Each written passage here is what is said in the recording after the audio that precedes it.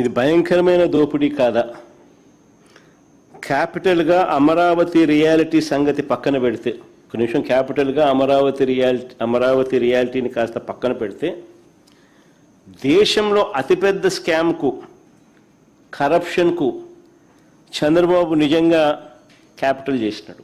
ప్రజల క్యాపిటల్ కదా దేవుడు ఎరుగు, స్కాముల క్యాపిటల్ మాత్రం ఖచ్చితంగా అమరావతిని చేసినాడు చంద్రబాబు. ఒక పెద్ద ఆర్గనైజ్డ్ కరప్షన్ జరుగుతూ ఉంది. ఇప్పుడు మీరే గమనించండి, బెంగళూరుకు వెళ్ళినా, చెన్నైకి వెళ్ళినా, హైదరాబాద్లో ఇటువంటి ఏ మహానగరాల్లో చూసినా కూడా 5 స్టార్ సదుపాయాలతో కట్టిన చోట, రెసిడెన్షియల్ ఫ్లాట్స్, 5 స్టార్ లాబీసు, 5 స్టార్ సదుపాయాలతో కట్టిన చోట కూడా కాస్ట్ పర్ ఎస్ఎఫ్టీ అయ్యే ఖర్చు కట్టడానికి 4,500 రూపాయలు మించదు.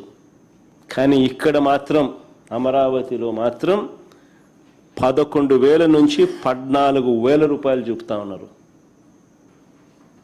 అది కూడా 11,000 నుంచి 13,000 చూపుతున్నారు. అది కూడా మళ్ళీ ఇన్ని రాయితీలు ఇచ్చిన తర్వాత,